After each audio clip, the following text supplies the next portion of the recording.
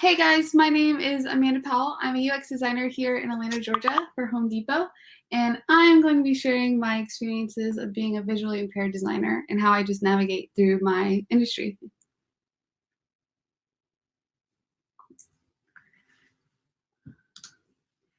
Yeah.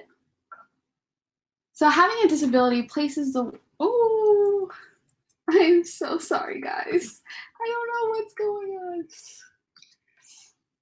It's okay. You can restart. You can restart. Okay. So like I said, I'll be sharing my story of being a visually impaired designer and how I navigate through my industry and my designs. Just sharing some of the workarounds that I use personally to get through day to day and also in my workplace. So having a disability places you in the world with the largest minority group. Currently, around 10% of the world's population, or roughly 650 million people, live with a disability. That's a lot of people, myself being included. Out of those 650 million people, 61 million adults in the United States have a disability. That's roughly about 1 in 4 people. So if you take a look around, you'll probably know somebody.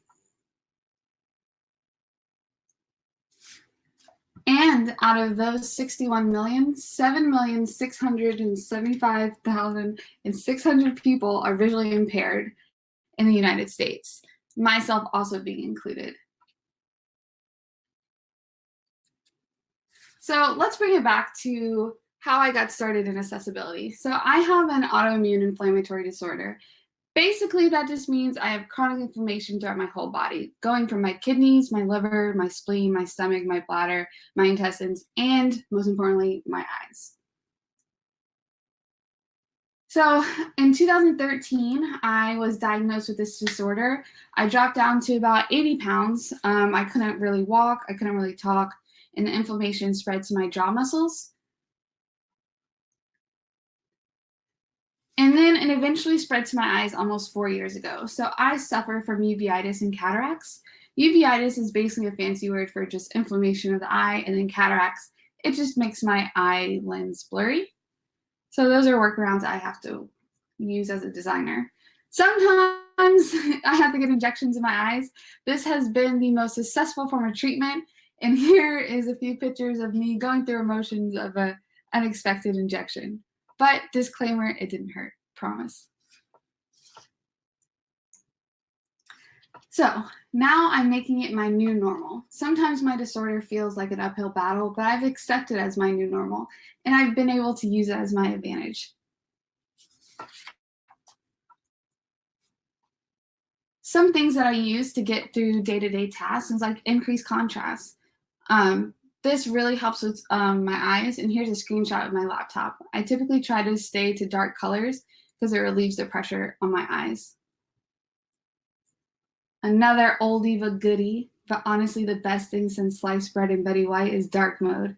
Staring at a white screen all day really hurts my eyes, especially when I'm working on the computer all day working from home. So I usually have to increase my eye drops if I don't turn into dark mode. Another good one, enlarged in bold text. If you're not using this already, disability or not, please do. Your eyes will thank you. I never realized how much I was squinting until I increased it on my phone and all my devices for work.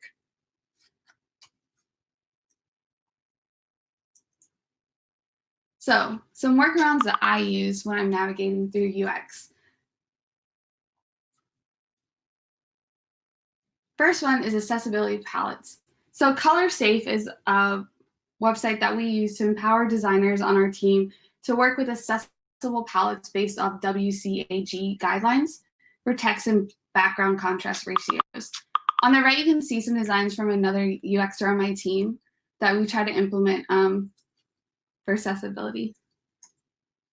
Another one is Contrast Test. Another oldie but goodie. So all you do is switch your computer in high contrast and see what's missing or what shows up, like links, buttons, images, and then go from there.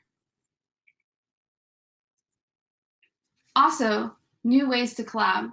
so many people, when they think about accessibility, they just associate it with designs, but also working with your teammates who may suffer from disabilities. So I oftentimes ask my teammates to share documents before meetings so I don't have to interrupt and say, hey, can you zoom in real quick?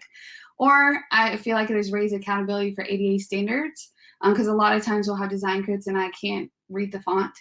Also, working from home has really been great for having virtual design studios and critiques, not just because of the pandemic, but for my eyes. I can zoom in when I want to, but be discreet without interrupting. So some next steps to consider when thinking about accessibility. Awareness is the biggest one. We need to expand our exposure to disability, all facets, not just the visually impaired. Also, the rights. A lot of times accessibility affects the access to educational rights and civil participation. Then we need to change because it starts with us. We need to raise the bar together. Now, we can review some resources if you're new to this or you just want to dive in deeper to it. The Ally Project, Stark, Contrast, Ally Machine, W3C, WAI, and inclusive a Microsoft toolkit have really helped me when I was learning about not only my disability, but other disabilities as well. And another reminder is the disability community is just like you. Not all disability is visible. So let's expand our exposure to all facets of its disability instead of perpetuating exclusion.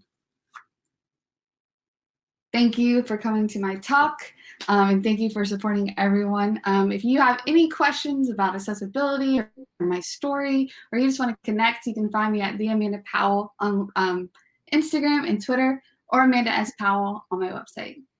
Thank you and good night.